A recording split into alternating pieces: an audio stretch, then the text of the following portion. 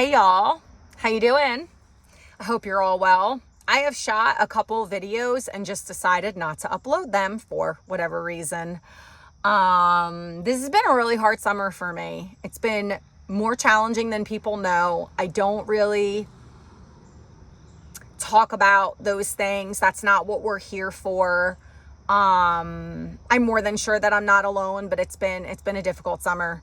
And I've had some health challenges. I'm actually getting oral surgery next week. And if you know anything about your teeth, in Chinese medicine, traditional Chinese medicine, every tooth is connected to organs, specific internal organs. And I've had teeth issues since I've been a kid because we grew up with so much processed food. We were like the guinea pigs, like the very experimental generation of like boxed foods, processed foods, a shit ton of sugar.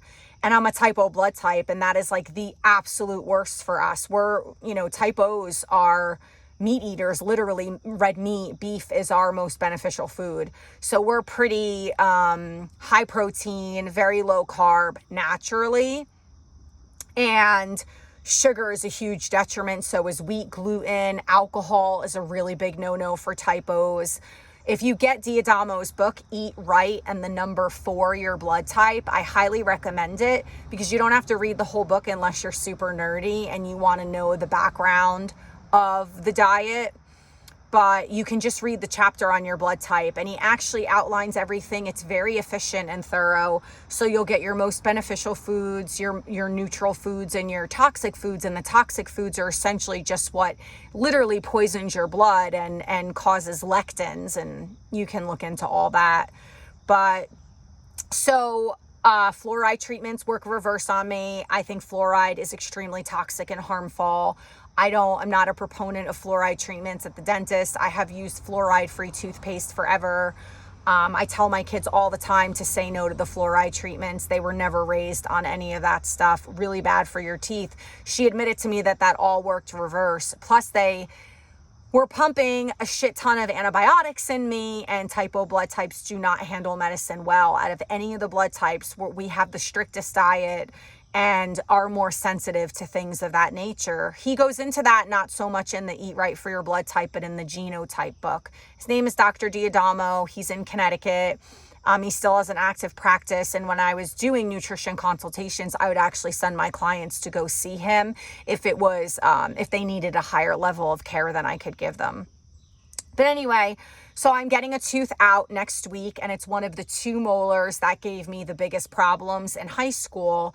And I'm shocked that they're even lasting this long, and the tooth is completely decayed and it needs to come out. But it was a mess then. So, at that point, it should have just been extracted. And I think the dentist thought she was doing the right thing. And I don't believe in root canals, and that's like a whole nother video. I won't get into that. Do whatever you want, but root canals are essentially just poison you. So I won't get a root canal. And even the dental assistant was like, this tooth has to come out. It's completely decayed. So I have to get that done. And then in a few weeks, I'll get a bridge. It is what it is. Life happens. I knew this was going to happen because of how bad my teeth were come high school, because I was a total sugar addict. Most people are. Now I'm not, but I was then. So enough about that. So I'm moving next week. I'm very excited. I'm going back to Brevard, North Carolina, which is where I feel best and in alignment. I'm hoping this will usher in some more positive, healthy change, because like I said, I think it's been tough.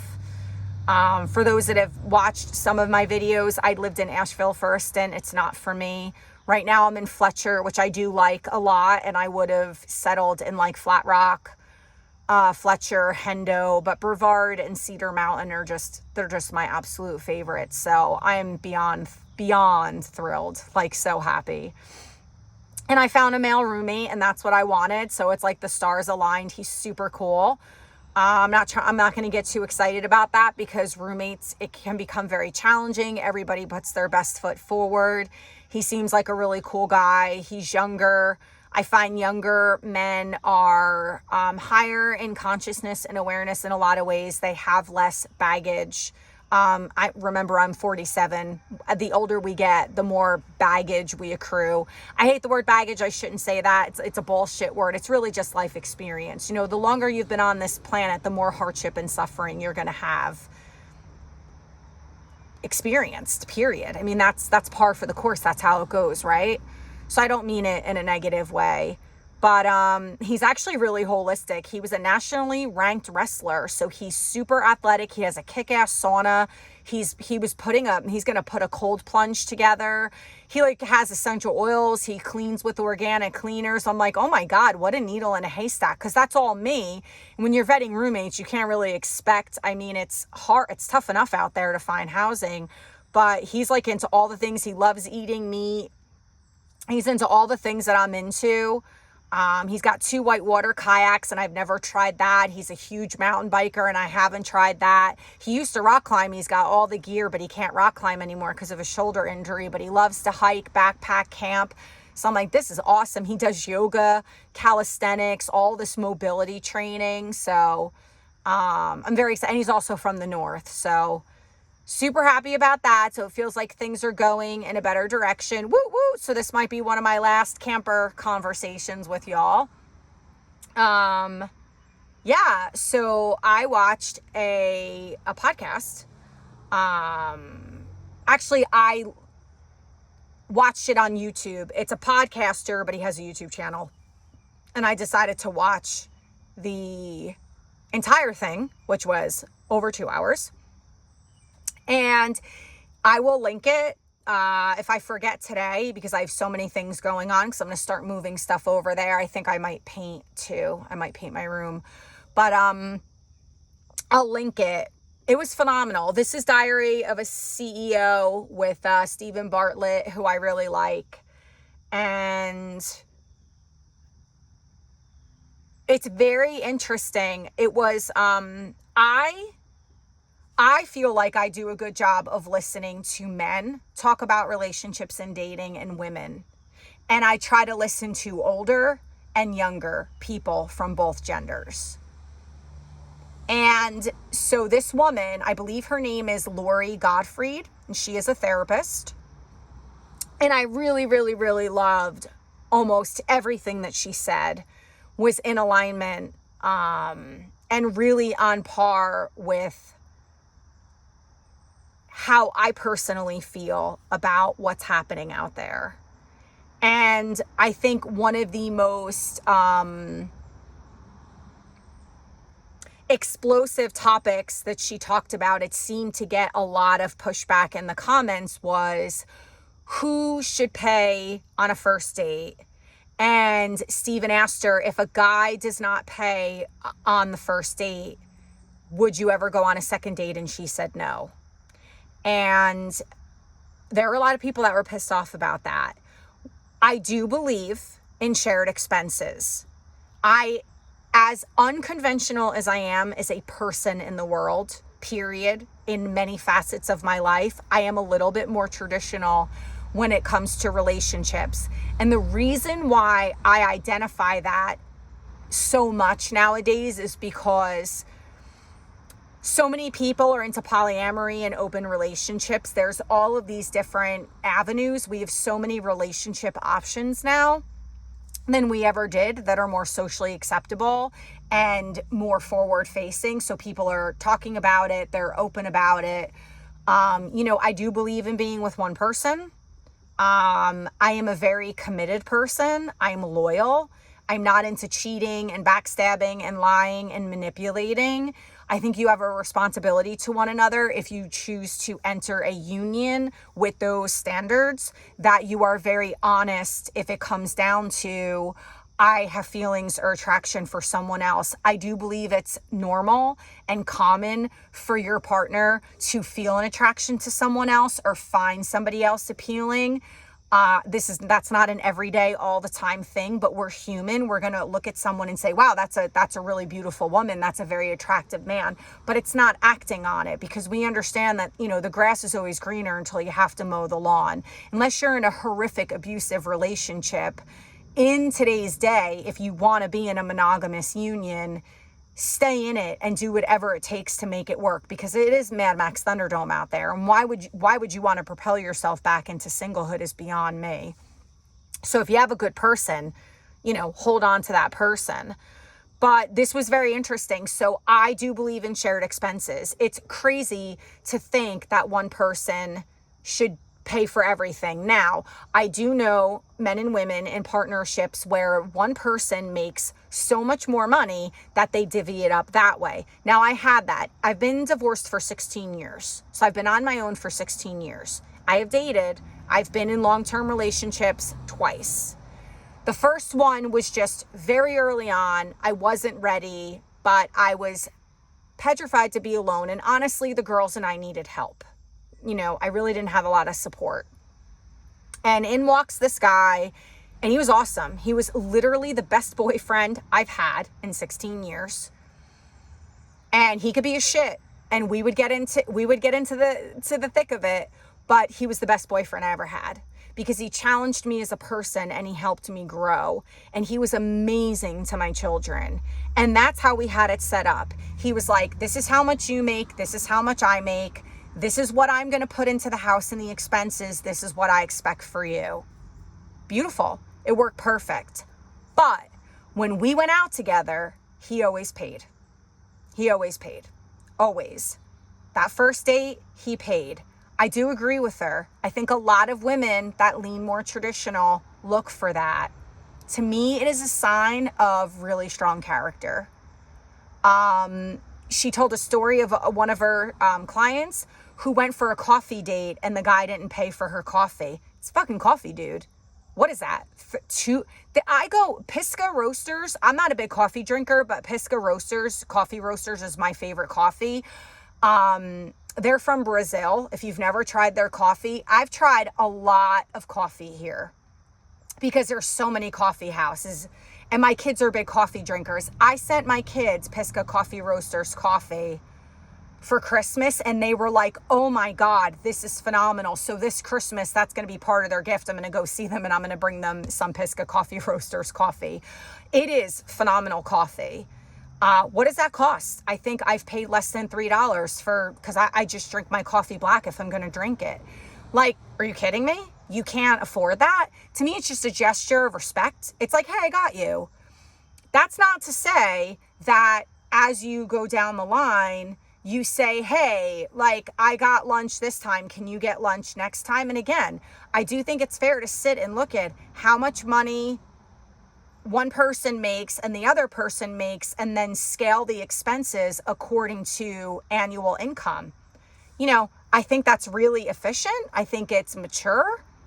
And then, of course, if somebody's income goes up, you just revisit it and you readjust. Because today, let's face it, so often I hear that the woman is making more money than the man. That's very common. I know a lot of women who are the sole breadwinners, paying for everything. My daughter was just telling me, my oldest works at a bank.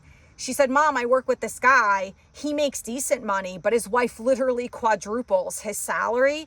So he said to her the other day, my wife pays for everything. She pays for the mortgage. She pays for all the bills. She pays for everything. And then what he has left over goes towards their kids' expenses. But she's paying for car insurance, cell phone bill, car payments, mortgage, utilities, food. So, I wouldn't want that. I'll be honest with you. I wouldn't care if I made more money.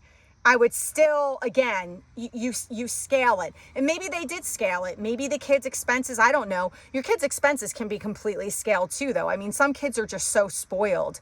I talk to my friends all the time and they're like, yeah, my kids are still, they're like 25 years old. We're still paying for their car insurance. I was like, what? I was paying for my car insurance by the time I was 20 years old.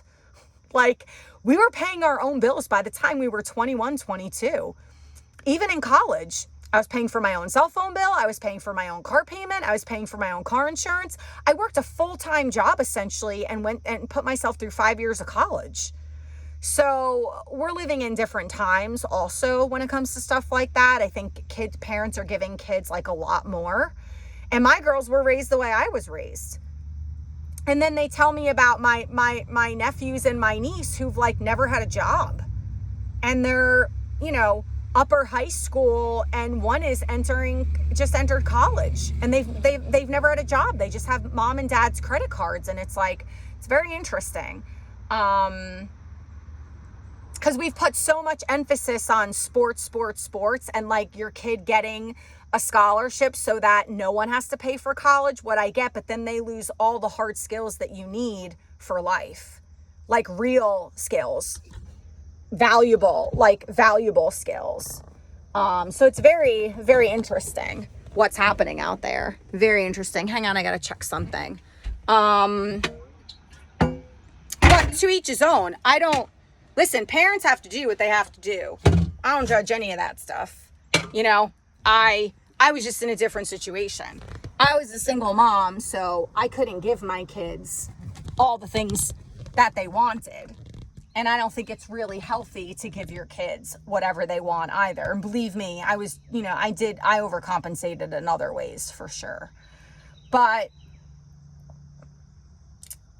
you know, I do think that, again, you have to identify what you want early on, because clearly, and this is why like I hated Bumble. Number one, I don't like the woman having to make the first move. Again, we're just forcing men and women.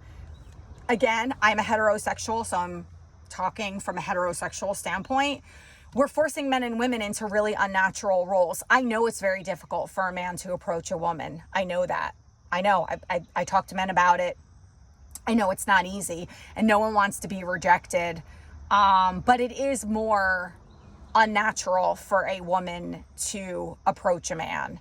And I was actually listening. He's a douche. I hate this guy. His name is Orion, I think Tarragon. He's known as the dating doctor. I think he's kind of douchey, but he even says it. He's like, not only is it unnatural for a woman, he said when he's been approached by a woman, it's been painful. And he's like, women have no game. He's like, women talk about like the men that have no game. He's like, women have no game because it's just not in our nature. So there are things like that I think if you want a more traditional type of relationship, and that doesn't mean marriage per se, but you want to be monogamous and you want to be in a committed relationship and you want to actually build something lasting. And again, there's no guarantee, but that's the goal and that's the intention. And you consciously enter the union with the understanding that that's what you both want. And that takes time. I mean, it takes time. But what I mean is you can't. So Bumble, the reason why I hated it was because I put that I wanted a relationship, and then all these guys who were like, I don't know, like that was their status. Well, I don't know what I want, were hitting me up. Why would I want to talk to you? You don't know what you want. You're being ambivalent. You're just not there. So don't waste my time. I want to talk to the people who want a relationship. You know, it's important to know what you want and to hold strong to those values. And there's nothing wrong with that. But there was so much more because I listened to Stephen Bartlett interviewed Orion as well, the dating doctor. And I listened to that and it kind of like really, he just pisses me off. There are some things I agree with of what he says. I was kind of disappointed that Stephen interviewed him, to be honest, because he's just, I don't know. You'd have to watch that and listen to it for yourself. I don't even want to give that interview time and attention. But with Lori Gottfried, it was like very basic things about why relationships are failing. Research is indicating that if you get married in your late 20s, you have the least likely chance of getting divorced. And the reason why older people have a higher rate of divorce is because you're tending to attract people that have more life experience. And with that comes wounding and trauma bonding and unhealed stuff and, you know, things of that nature, which she's not wrong.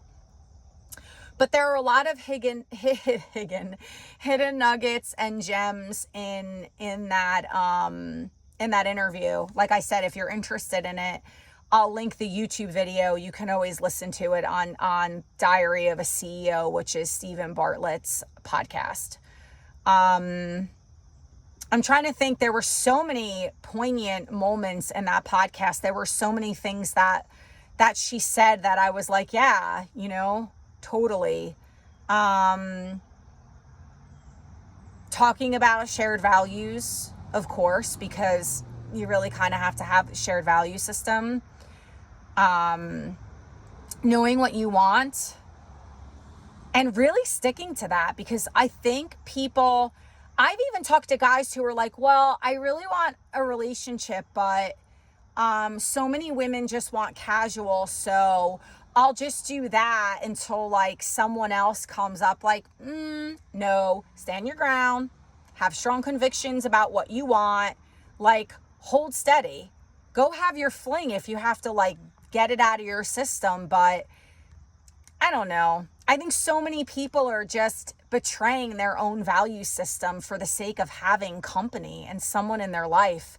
There's so many people are just so afraid of being alone. And I'm not saying that without any type of compassion in my heart for that, because I've been there, but you really need to train yourself. The healthiest relationships that you're going to have are with the people who are not afraid to be alone. We are the most powerful people on the planet. People who are like, you know what? Fuck you. I'm not going to be treated that way. And don't look back. We're powerful people because we have a sense of self-worth. We have a sense of self-respect. We have enough confidence to not get taken advantage of, not be manipulated, not have our emotions be pushed and pulled. And we're so comfortable being alone that it's like not, oh my God, I'm going to be alone now. It's like, okay, well, I'll just continue to go live my life and do me and go have fun, and make friends and create experiences. But I will say, again, and the age thing, I've dated up, I've dated my age, and I've dated down. And I think all have their benefits and drawbacks. I will say that dating younger for me has always been the most fun. I think these younger people have a different consciousness. As long as there is a certain amount of ambition and work ethic, because some can be a little bit more laissez-faire, that's, kind of a turnoff. And I'm not saying that I need younger. I'm just saying I was thinking about it the other day because people are always like, well, what's your type? But I don't have a type. What's your preferred age range? I'm not that woman. Oh, and that's the other thing I wanted to talk about. She said in the podcast how people have these inflated expectations. Like, I think it's like 10% of the population of men is over 6 feet tall. It's like 10 or 15%. It's like very small. So to say like he needs to be over 6 feet tall, or they need to have this, or they need to have that. It's not about lowering your standards. It's about raising the standards that matter. Like, are they a good person? Are they kind? How do they treat the server when you're out to dinner? Do they have a strong moral compass? Do they use their manners? Are they respectful? Are they holding down a job? Like, what are they bringing to the table? Maybe you like somebody who's educated. Maybe you don't care about that and you love people who have turned to a trade. But you have to focus on the standards that actually matter. You might end up with a guy who's 5'7", but the best person that you could have ever partnered with. So I never understood it. All these, and I see it with men too. And she did touch on this. Men specifically always go for the looks. And that's where men fail. Because then they're attracting the woman with no morals or no character, no integrity, or they're not intelligent. And they sidestep all of the values that should be raised and prioritized just for hotness, which is fucking stupid. Like, grow up. You're not in high school anymore. You're a mature adult. Yeah, you need to be attracted to your partner. It's those qualities that actually increase longevity in a relationship. And why we have to say this out loud is crazy to me, because it's like, how do you not know that? But I'm going to say it out loud. You need more than just hotness. And for women, we have our own inflated expectations, but I really don't. I've run the gamut. I've dated guys that were like, I just got out of rehab. Literally. I've dated guys that were like, he was a heroin addict. And I tried to give him a chance and went on a couple dates with him, but he was just exuding behaviors that I knew, being a mental health professional, that were red flags. So I don't really hold anything against anybody, but I do have high levels of discretion, and I pay attention to a lot more than I used to, for sure. Oh, and then there was one other silly thing that I wanted to address, and I can't remember it, and this video is already longer than I wanted it to be, but it's very interesting what humans are doing. I think we're overcomplicating the whole thing. She did talk about too many choices. I say this all the time. If you're a parent watching this, man or woman, you know you cannot give your children too many choices.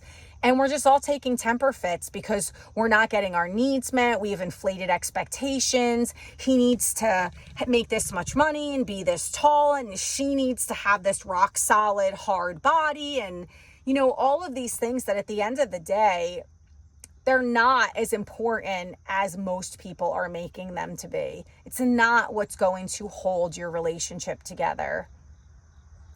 And then not identifying needs. Like, not being honest is what I mean.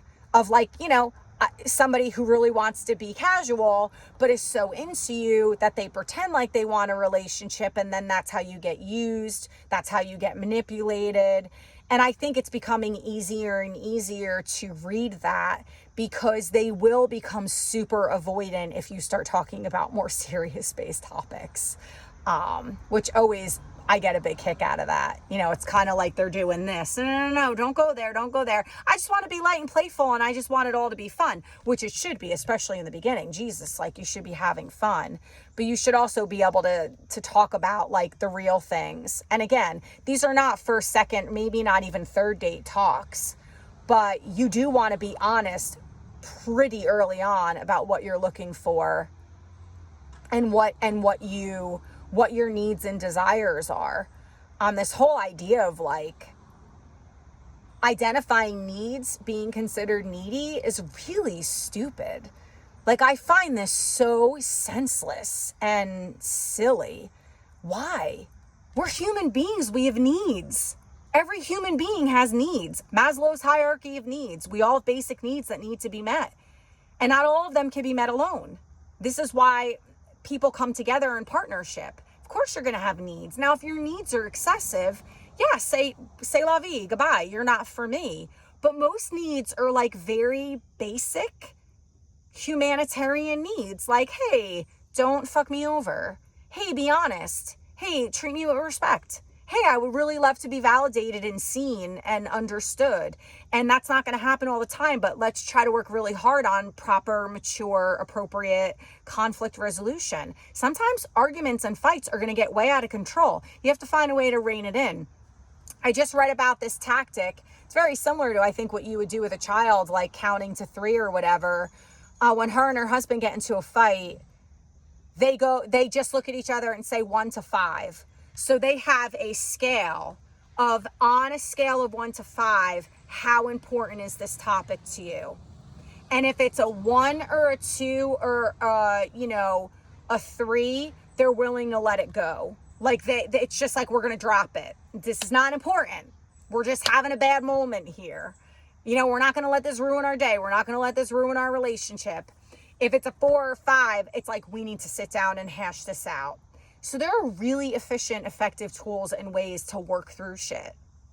And I just think it's taking the time and the energy and the patience to do it. And not everybody wants to do it. And therein lies the problem. The last thing, I did remember this. This is really interesting. This was this other guy. I just found him. I don't even know who the hell he is. So I don't want to mention him until I vet it out a little bit. But he was saying this is the only question that a woman should ask a man on a first date. And she will have him hooked. I don't know. You dudes tell me, because I found this weird. What was your favorite historical era or period? Like, that's what you ask the guy if you're a woman. What was your favorite time in history, and why is it your favorite? And he said that will captivate a man. You will completely get him hooked. And he tells men that women who ask questions like that, that's a really intelligent woman and a woman that you want to like go the distance with. And I was like, what? Listen, like I love, there are historical periods that I love. I think it's a great conversation and question. I just don't know how that could indicate anything more than somebody asked you a historical question. But y'all let me know your thoughts about that. I will be back on when I'm back on. Super excited to move forward in my life. Holy hell, it's been a tough 2 months. Actually, it's been a tough few freaking months. Love you to pieces.